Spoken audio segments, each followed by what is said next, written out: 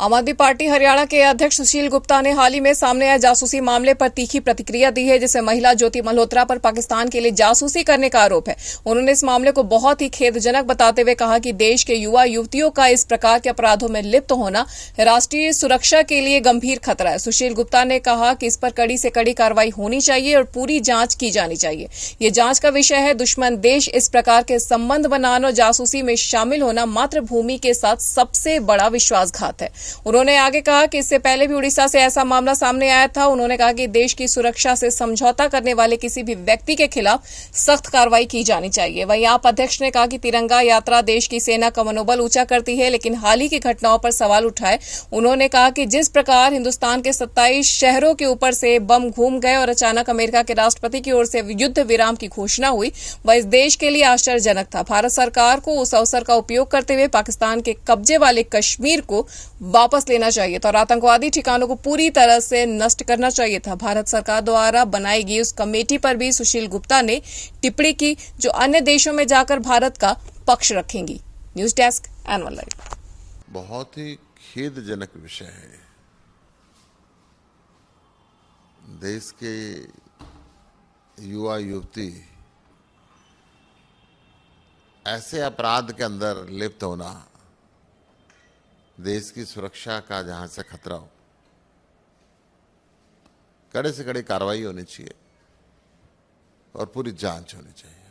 ये पूरी जांच का विषय है, परंतु ऐसे संबंध बनाना और जासूसी में इन्वॉल्व होना, यह मातृभूमि के साथ सबसे बड़ा धोखा है।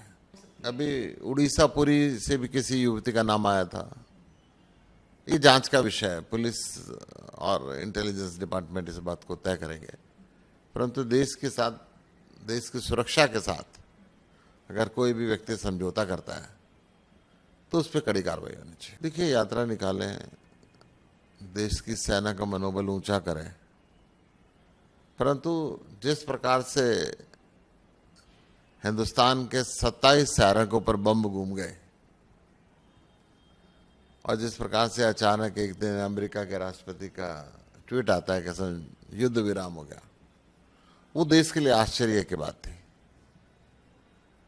मौका था, हम उस मौके का इस्तेमाल करते।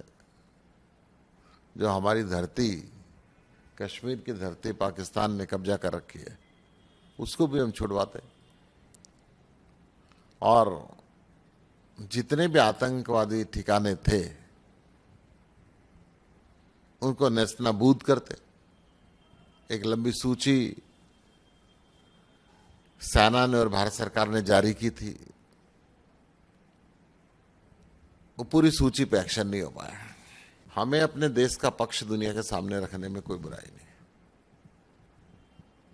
और जब पाकिस्तान ने पहलगाम पे ये कायराना हमला किया, सैलानियों को मारा, पूरे देश में गुस्सा था। जब पाकिस्तान के आतंकियों पे भारत की सेना ने प्रहार किया तो पूरा देश एकजुट था। परंतु ये भी भविष्य के लिए जांच का विषय कि किस तरीके से हमारे 27 शहरों के ऊपर उनके ड्रोन घूम गए। हमारी सेना ने बहुत बहादुरी से काम किया। सरकार अगर सेना को पूरा मौका देती तो ये वक्त की मांग थी। कुछ लोग सत्ता के साथ रहना चाहते हैं। आम आदमी पार्टी लगातार 3 बार सरकार दिल्ली के अंदर बनी, अब सरकार नहीं रही,